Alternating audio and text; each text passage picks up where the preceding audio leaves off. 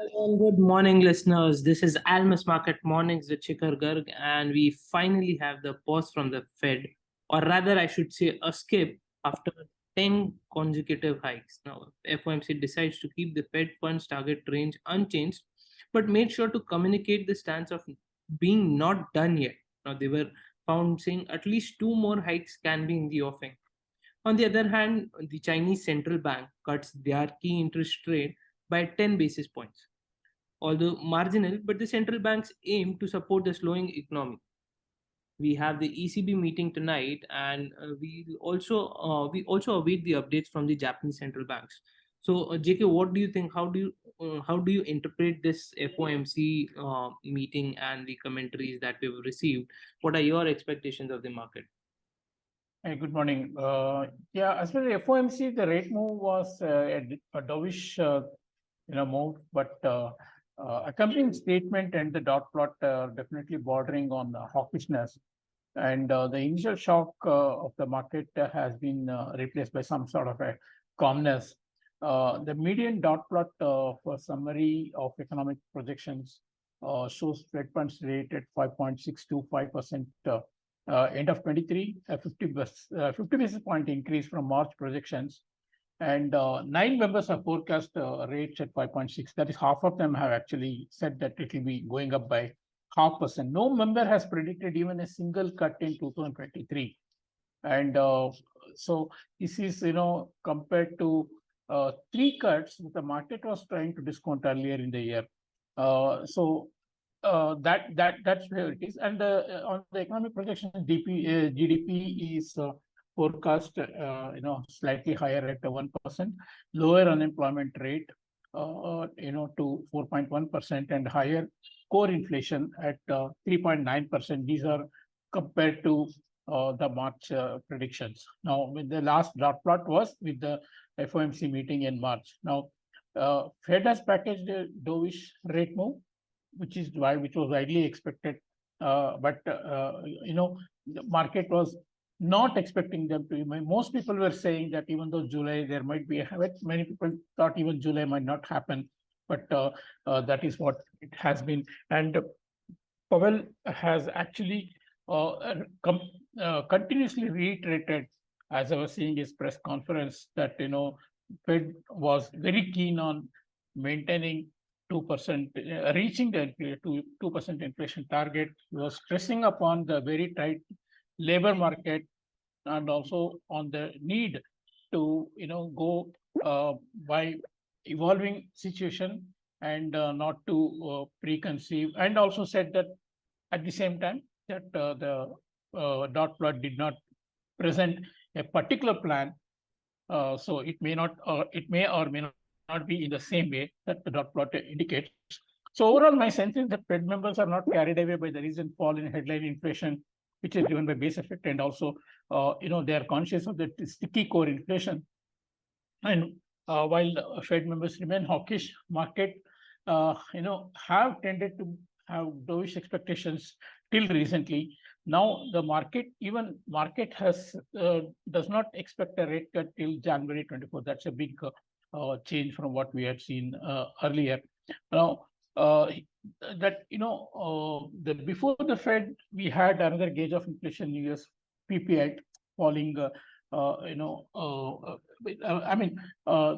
gauge of inflation of US for 2024 was up to 4.6%. So I'm sorry, let me restate that. Before the Fed, we had the PPI inflation, which fell further yesterday to negative territory, and that was showing more disinflation pressures in the economy, which in fact may translate into lower CPI, but definitely again on the core side in the PPI there was no improvement. So Fed is not really taking note of that, and so it continues to be focused on the PCE core inflation, which will be guiding their policy. Remember, now we have move on to the ECB rate decision to rate, where again surprise element can surround the future rate hikes, whether it is 2 or 3 after today. And ECB outlook on growth will be very keenly looked out for because of the way Eurozone economy has been performing recently. Now, after Germany and Eurozone as a whole, New Zealand has entered a technical recession as per the GDP data announced today, which dropped by 0.1%, following a 0.7% drop in the final quarter of 2022. Now, after that, there is sentiment in Asia definitely has got subdued.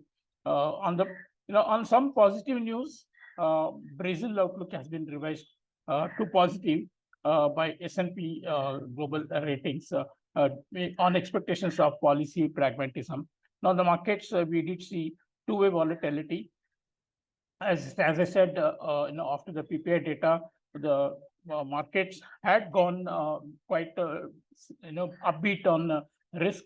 2-year had fallen to 4.60 from 4.68, and then it vaulted 17 bps to a high of 4.80 after Fed announcement. Once again came down 10 basis points when Powell tried to mediate in between the market expectation and the Fed members forecast. So ultimately even the 10-year was down slightly after the Fed chairman's pressure also.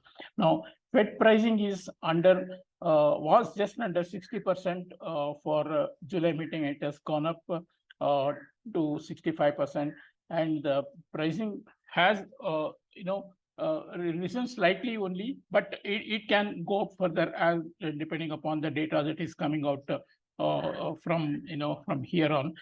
Then there was a topsy-turvy session for the dollar on a typical Fed day fashion, falling on PPI, rising on Fed, and again retreating on Powell's pressure. And again in Asia, we have seen dollar gaining some ground. On the MSCI gauge of for stocks across the globe, it was falling as much as 0.34% after Fed statement, but again regained ground when Jerome Powell took the questions from reporters. In the US, Dow closed lower, S&P 500 and Nasdaq notched up small gains.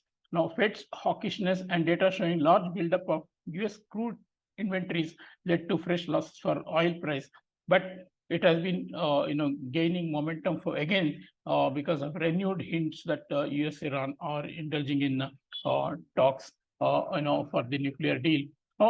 On the INR itself, we had a very good session. The rate moved below 80 to 10 versus previous close of 80 to 38. That's a big move considering the narrow range in which we had been stuck. And the gains were led by a huge corporate inflow, which was not absorbed by the PSU banks. Now, break of 80 to 20 obviously led to some stop loss selling. Post FOMC rate slipped below 82 in overnight trading, but it has since bounced in the Asian trade along with the dollar index. China cutting medium-term lending rate by 10 basis points has seen the Chinese yuan hit a new low against the dollar in Asian session above 7.18. Now, we also had India WPI where it fell into negative minus 3.48 from minus 0.92 in April, and that is at a 7.5-year low. All three major groups of the WPI, primary articles, fuel, power, and manufactured products, saw their indices falling from April for the first time since December 2022. So the sharp drop in wholesale prices will be welcomed by policymakers as the lower input cost means it will eventually feed into the retail inflation. Next up for India, we have the monthly global trade data today. And of course, apart from ECB, we have several events lined up. Taiwan Central Bank decision is up, Japanese Central Bank tomorrow. Then we have a whole host of data from US on the retail inflation, industrial production, the retail sales, industrial production, and regional manufacturing service. So all in all, very, very hectic 2 days we have, and the market's volatility has returned with a vengeance. Thank you. Okay, JK, that was quite good. And yes, folks, we've seen some bit of strength for rupee against the dollar. And it's not just rupee, but we've also seen strength of other major currencies against the dollar yesterday. With the stop loss hitting, we saw some bit of action below 82.10 for the USD INR pair. But if we talk about the macro bit, India's WPI was also negative. We expect the trade balance update today. These are all the domestic updates, but if we have to talk about the global markets, the yesterday's FOMC gave the median projections for the dot plot for this year and by the end of this year at 5.6 to 5%. And there's been no expectations of any interest rate cuts by the Fed members for this particular year. They say they, or rather they establish that they are staying conscious of the sticky core inflation and not getting carried away by the recent set of inflation updates. On the other hand, we've also had the New Zealand economy entering the technical recession with the last quarter of 2022 having a GDP number contracting. With this, we await an update on the ECB as to what actions are being carried out by the European Central Bank, and we'll bring up the updates tomorrow right for you. That's it for today, folks. Thank you so much for joining.